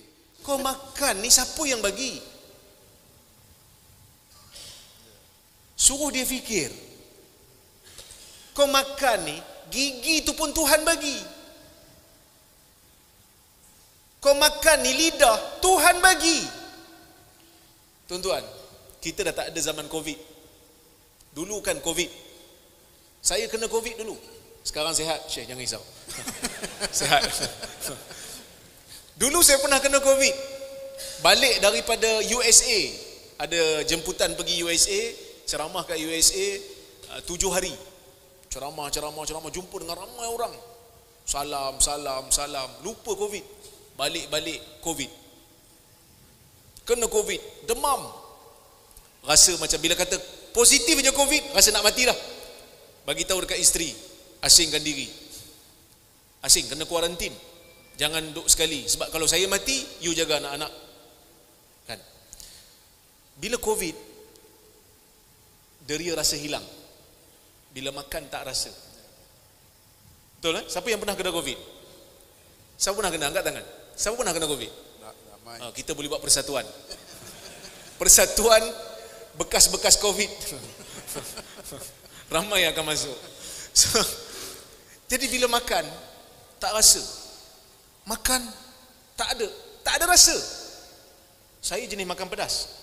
Sama macam orang Patani jugalah. Saya cakap dengan isteri, kalau masak tu bagi pedas sikit. Dia kata, ni dah pedas dah ni. Saya kata, tak rasa pedas. You tambah lagi. Dia kata, dah pedas dah ni. Dia tambah lagi. Tak pedas. Bukan tak pedas, lidah hilang rasa. Esok baru rasa pedas bila pergi toilet. Bila pergi tandas, maka terasa pedasnya. Masa tu bila makan, menangis. Ya Allah, kembalikan deria rasaku. Itulah lemahnya insan. Allah Ta'ala bagi sakit, tarik rasa. Kau tak boleh rasa 2-3 hari. Menangis, baru rasa nikmat. Kaki kita, bila terakhir tuan-tuan dan puan-puan tengok kaki masing-masing? Bila last? Bila kali terakhir tengok kaki sambil kata, ya Allah syukur aku ada kaki? Bila? Tak pernah kan? Lama dah. Siapa yang selalu tengok kaki? Orang yang kencing manis, lepas kena potong kaki, dia akan tengok kaki dia. Kaki dah tak ada. Sebab tu orang Arab kata apa? Nikmat itu bila dah tak ada baru dirasa dan dihargai. Begitulah insan. Jadi kita kena rasa kita hamba. Kita ni kuli. Kita hamba Tuhan. Maka janganlah guna alasan, saya ni tak mau jadi hipokrit, saya nak jadi diri sendiri. Itu bukan alasan yang baik. Itu bukan alasan yang baik. Teruskan. Kerana kalau kamu memaksa diri taat kepada Allah, itulah diri kamu yang terbaik yang kamu boleh buat. Kerana tak ada siapa boleh kata di zaman ini, saya sebenarnya baik 100%. Kami juga ada kelemahan, tapi kami paksa diri. Kita usaha. Kadang-kadang tergelincir juga, orang lain tegur. Maka sebab itulah dalam agama ni disuruh islah, disuruh amar ma'ruf nahi mungkar, supaya ada unsur ingat mengingati. Maka stop guna alasan saya nak jadi diri sendiri untuk melakukan perkara yang tak baik, kerana alasan tu tidak diterima dalam syarak. Wallahu ta'ala alam bisawab. Masa ada lagi 5 minit ya. Ya, Suhaimi ada apa? Sila. Ya, Suhaimi kat depan.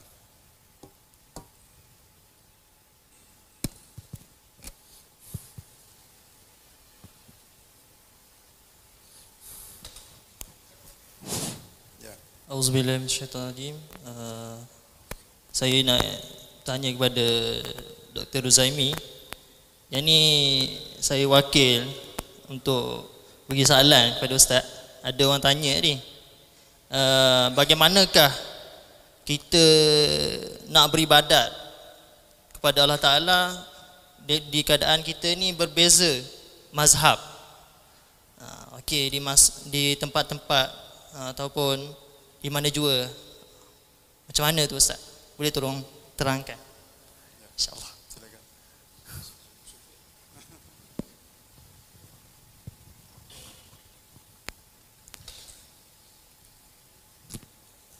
Ini pelajar kuip juga?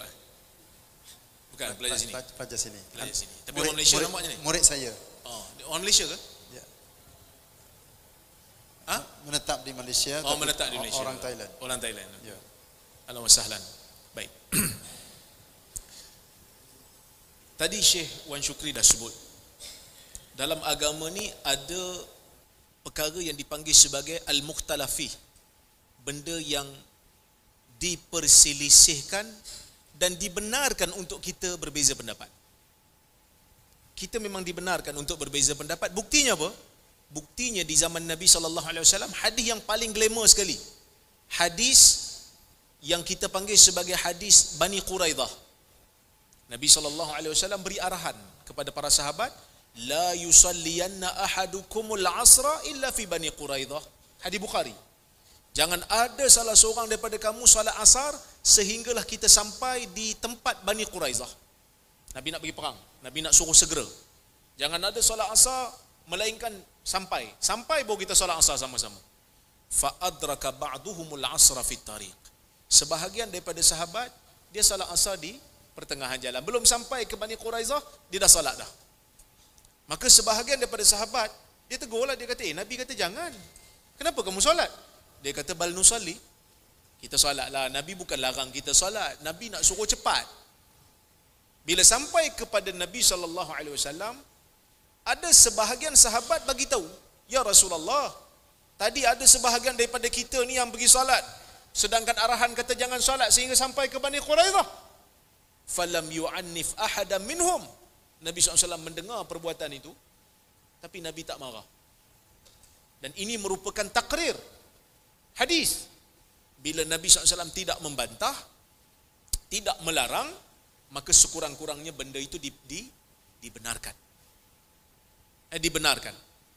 Maka ini menjadi satu alasan yang mana kita dibenarkan untuk berbeza pendapat. Yang salat di pertengahan jalan dan segera pun Nabi tak marah.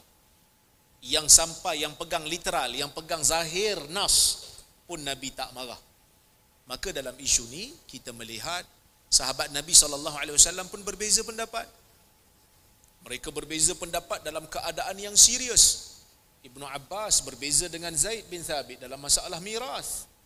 Sehingga kan mereka berbantah-bantah sampai sanggup nak pergi mubahalah, sumpah laknat di Kaabah. Ya? Tetapi mereka apabila di luar daripada perbincangan ilmu, mereka berkasih sayang, mereka berukhuwah. Sehingga kan Zaid bin Thabit cium tangan Ibnu Abbas sehingga dia kata hakadha ulimna an nahtarima ala baiti Rasulina sallallahu alaihi wasallam. Beginilah kami diajar untuk menghormati ahli bait. Ibnu Abbas pun ambil tali unta Zaid dan dia bawa. Menunjukkan ukhuwah yang sangat baik yang ditunjukkan oleh para sahabat. Berbalik pada isu kita tadi. Dalam masalah yang kita dibenarkan untuk berbeza pendapat, macam mana kita nak ibadat? Maka di sinilah timbul perbahasan di sisi ulama usul fiqh. Boleh ke tidak kita ni berimamkan dengan imam yang berbeza mazhab dengan kita? Maka ada dua pandangan, ada yang tak bagi dan ada yang bagi. Tetapi al-ma'mul bihi al-an, yang diamalkan oleh kebanyakan ulama pada zaman ini ialah mengikut kepada apa yang ditentukan oleh pemerintah apabila pemerintah itu telah menjadikan ia sebagai satu peraturan. Contohnya macam kita pergi dekat Mekah dan Madinah sekarang ini, imam-imam di sana bermazhab Hambali. Maka kita kalau berpegang dengan mazhab Syafi'i, kita salat di belakang dia, sah ke tak sah? Sah. Kenapa? Kerana di zaman dulu Imam Syafi'i pernah menuntut ilmu dengan Imam Malik. Mereka berbeza pendapat tak? Mereka berbeza pendapat. Tapi ada tak riwayat yang kata Imam Syafi'i bila salat dia tak ikut Imam Malik? Kan? Jadi ini satu benda yang kita kena fikir. Di zaman itu juga berbeza pendapat. Tapi perbezaan pendapat itu diuruskan dengan baik. Yang tak boleh berbeza pendapat dalam masalah yang ijma'. Ijma' tak boleh kita berbeza pendapat. Contohnya ada imam dia kata, tuan-tuan sebenarnya saya tak ambil uduk pun tadi. Jadi ikutlah saya jadi imam sekarang ni. Tak boleh ikutlah. Sebab tidak ada mazhab yang kata salat tanpa uduk sah. Kan? Ataupun dia baca bukan main sedap, orang tegur dia, Masya Allah imam, sedap punya baca. Dia kata itu belum ada uduk lagi. Kalau ada uduk lagi sedap saya baca. Maka tak boleh ikut belakang dia lah sebab dia tak ambil uduk. Kan? Jadi kita kena bezakan perbezaan yang mana dibenarkan, yang mana yang tak dibenarkan. Yang dibenarkan kalau pemerintah dah menentukan ini imam yang dilantik oleh kerajaan, imam yang dilantik oleh pemerintah tempatan, maka kita follow supaya kita tidak memecah belahkan kesatuan orang Islam dalam perkara-perkara yang kita dibenarkan untuk berbeza pendapat. Wallahu a'lam. Saya minta izin kalau kita tambah masa boleh 10 minit boleh tak? Ya. تفضل تفضل يا شيخي شيخ عمر عبد الله البوصي من السعودية.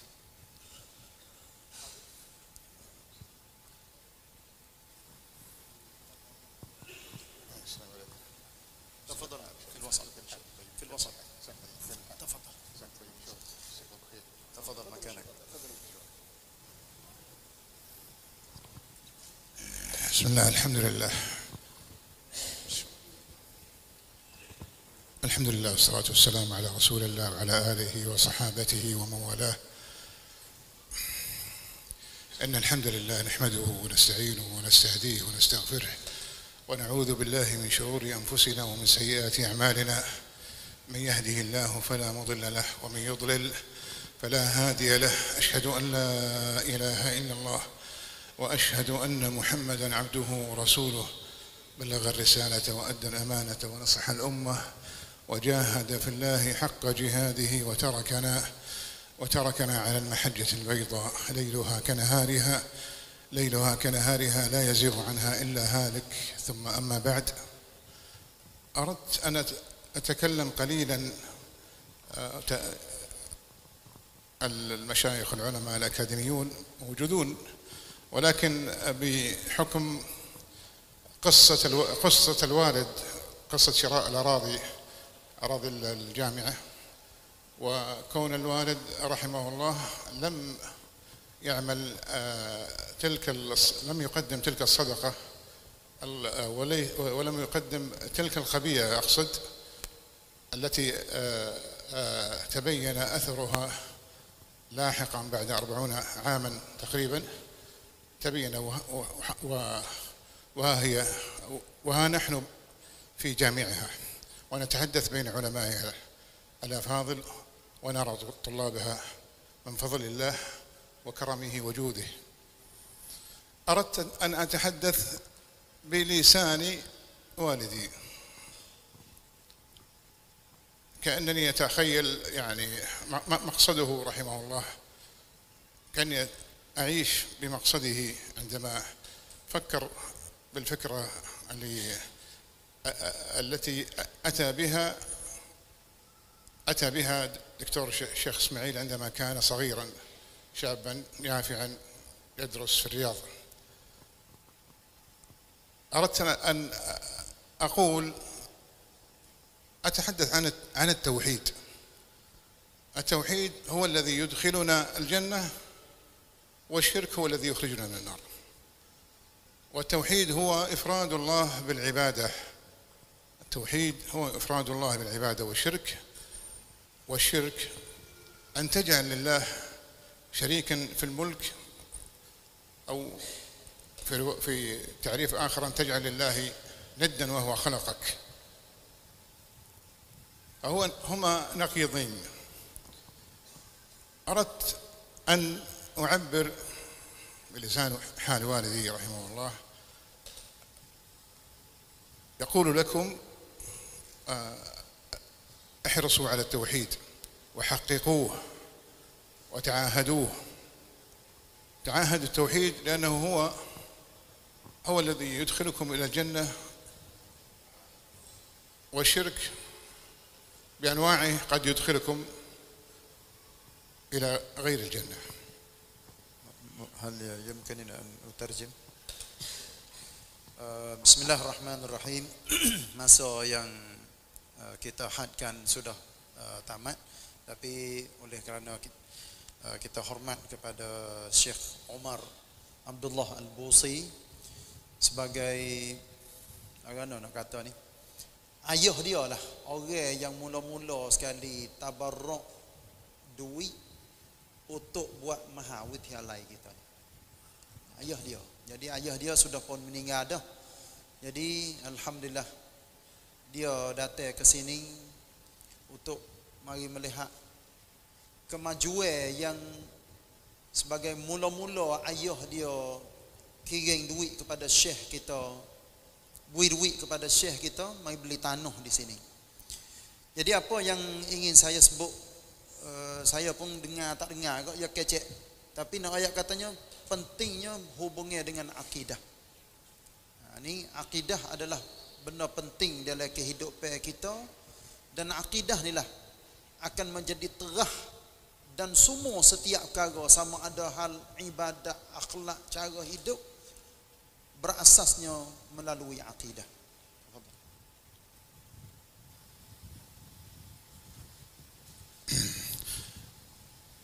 وأذكر أن العقيدة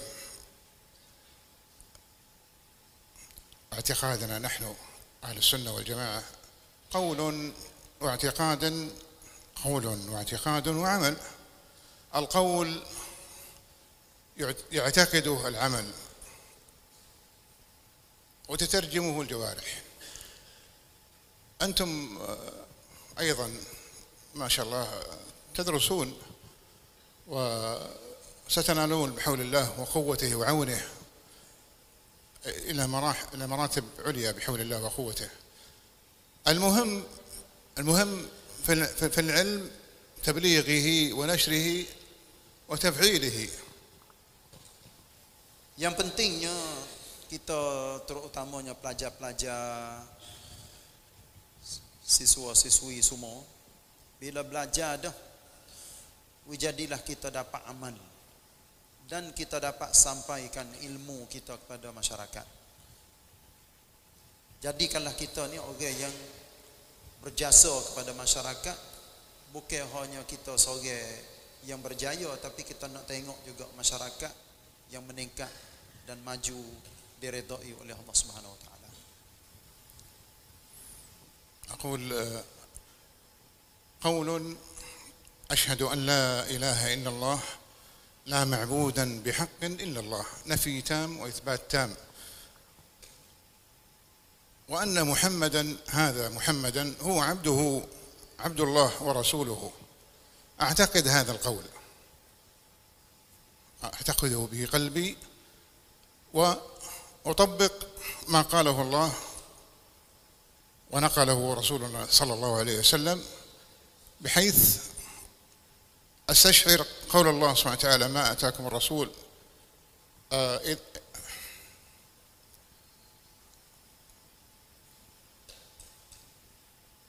ما آتاكم الرسول فخذوا وما نهاكم عنه فانتهوا. وقال الله، أنا بستشهد بآية: من أطاع الرسول فقد أطاع الله، من أطاع الرسول فقد أطاع الله. وفي آية أخرى: وأطيعوا الله وأطيعوا الرسول. آيات كثر، ولكن المهم التطبيق. أنتم ستصبحون علماء بحول الله وقوته. انشروا العلم وانشروا العقيدة الصحيحة، انشروا العلم وانشروا العلم، انشروا العلم وطبقوه. أنا سألت أمس أو قبل أمس، سألت شخص، والله أكثر من شخص، أكثر من طالب، أعتقد أنه 5 أو 6 أو أكثر.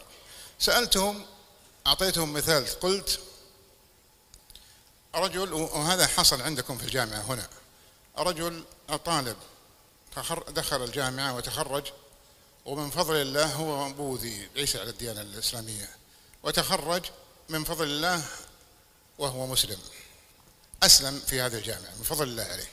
وعندما تخرج توفى والده على غير الإسلام، وكذلك والدته، ولكن والده توفى. قلت للشباب، قلت: هل يجوز أن يدعو له؟ قالوا: نعم، بدعاء ولده الصالح. قالوا: نعم، يجوز بدعاء ولده الصالح. وهذه مصيبة، هذه مصيبة. كيف طالب علم حاصل على درجة البكالوريوس، وأعتقد في أكثر من درجة البكالوريوس الماستر كذلك، أجابوا بنفس الجواب. مصيبة كبيرة. إذا هذا جواب طالب العلم، فما بالك بالرجل العامي؟ Bermula daripada kalimat syahadah la ilaha illallah Muhammadur Rasulullah.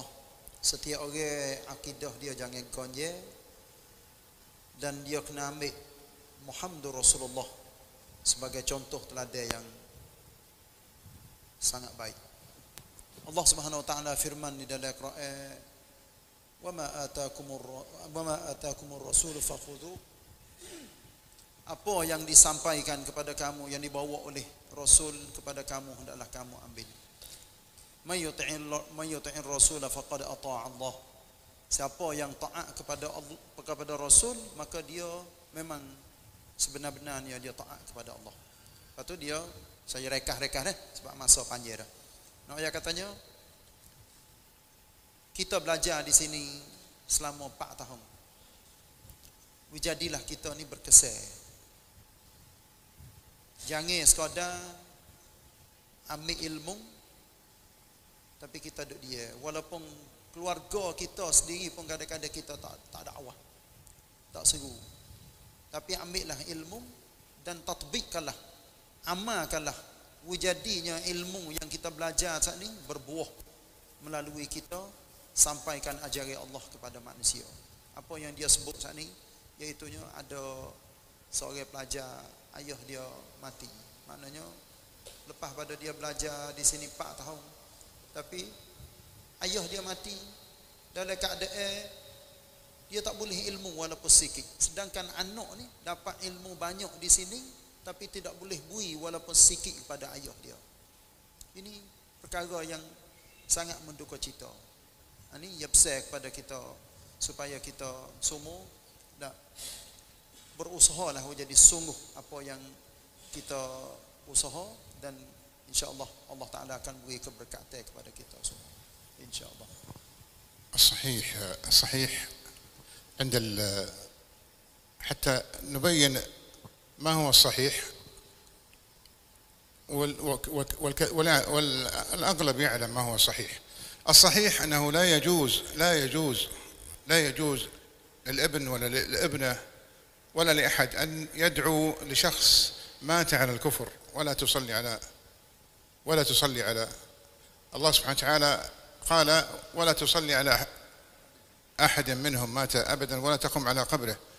والآية الأخرى آية أخرى دقيقة، وقصة الرسول صلى الله عليه وسلم في عند وفاة عمه أبو طالب، قال: يا عم قل لا إله إلا الله كلمة أحاج لك بها عند الله. قال: والله لولا خوفي أن تعيرني بها قريش لأثلجت بها فؤادك. قليلا بس قليلا. Sebagai contohnya, ya wallahu alam lah, ya misal katanya bapak mati dalam keadaan kafir, dan memang anak tak boleh sama sekali berdoa kepada bapak ataupun keluarganya yang mati di dalam kafir. Tapi selama mana keluarga kita ataupun orang yang bersyahadah mengaku Islam, nah, kita boleh berdoa kepada dia sama ada masih hidup ataupun sudah mati. Tapi yang pentingnya marilah kita sampaikan ajaran Allah kepada manusia. نشر العلم الصحيح حول الله. نشر العلم الصحيح مهم، لا سيما في هذه البلاد، لا سيما بوجود الشركيات. والنبي صلى الله عليه وسلم قال: من رأى منكم منكرا فليغيره بيده، لم يستطع فبلسانه، وإن لم يستطع فبقلبه. الحديث أنتم أكاديميون، لكن نقصد نحن تفعيل ما تعلمتموه. فإذا مررت من بجوار صنم فتبرأ منه، فعل الولاء والبراء، تبرأ منه يا أخي، لأنه شرك. الشرك يفضي بصاحبه إلى النار. هذا والله أعلى وأعلم. صلى الله وسلم على نبينا محمد وعلى آله وصحابته أجمعين. Pakak-pakak suruh benda baik dan larang perkara jahat. Nah, itu menunjukkan martabat iman kita. Kalau sekiranya kita tak kuasa dengan tangan kita, maka dengan mulut kita. Tak kuasa dengan mulut kita, maka dengan hati kita. Maka saya nak minta dua ahli final kita seminit ataupun 2 minit sore untuk wasiat ataupun pesan kepada semua yang hadir pada malam ini dan saudara-saudara kita yang ikuti dalam Facebook. Maka bermula dengan Syekh Wan Syukri kita. Kecek sikit-sikit insya-Allah sebagai wasiat, dan kita akan berakhir tidak berapa minit lagi. Sebagai wasiat yang terakhir untuk diri sendiri dan kita semua. Masa tidak banyak, kita tak tahu bila akan berakhir umur kita, maka kita sebarkan ilmu yang sahih, sabar di atas setiap cabaran dan dugaan yang Allah Ta'ala berikan kepada kita. Cabaran memang ada. Orang yang sebaik-baik seperti Nabi Muhammad SAW itu pun ada yang membencinya. Maka kita tidak boleh mengelak. Kita tidak mencari kebencian manusia yang lain, tetapi kalau ia datang, kita sabar kerana kita berdakwah semata-mata hanya kerana ia adalah tanggungjawab kita, dan kita mengharapkan kita mengutip pahala daripada jalan ini. Sehingga kan kalau tidak ada siapa pun yang percaya kepada kita, yang mahu mengikut apa yang kita anjurkan, tidaklah menjadi satu kelemahan untuk kita. Terus jalan terus, orang kata jalan terus, jangan berfikir, muhasabah diri sentiasa, dan insya-Allah lazimi akhlak yang baik, ilmu yang sahih, insya-Allah keberkatan akan datang dalam hidup. Wallahu a'lam. Assalamualaikum warahmatullahi wabarakatuh. Sebagai ruangan hak akhir lah jumpa di sini, insya-Allah lain-lain kali pula Allah Subhanahu wa taala takdir, insya-Allah terwujud. Jadi amba nak mengingati satu perkara kita sebagai pendakwah, terutama pendakwah yang nak bawa Islam yang sahih kepada umat manusia. Saya minta satu perkara, terutama orang sunnah dengan cara umumnya, hendaklah kita gunakan lafaz-lafaz kita tu biarkan molek. Wa qulu lin-nasi husna. So kita kecek jadi molek. Lafaz mereka menakut, lafaz yang ditakuti kita terjemuh. Kita terjemuh. Umpama lafaz bid'ah kita tu banyak sangat. Boh rengka Lafaz syirik orang takut, menyengutu tu cara-cara lagu tu lebih najah dalam masalah kita dakwah. InsyaAllah kalau kita duduk dalam kampung mana-mana, kalau kita guna dasar tadi itu, biiznillahi ta'ala kita akan berjaya dalam masalah sebarnya agama hak sebenar kepada umat manusia. Hati kita ni wilah sebagaimana hati Nabi kita Muhammad sallallahu alaihi wasallam. Fa bima rahmatin minallahi lintalahum walau kunta faddan ghalidhan qalbi lan faddu min hawlik. Kalau kita kerah doa, orang tak terima. Sebab itulah kita bersungguh-sungguh dalam masalah gunakan cakapan biarkan molek. Saya wasiat pada diri hamba sendiri dan kepada seluruh umat Islam yang sudi hadir pada malam ini. Barakallahu fikum. Alhamdulillah.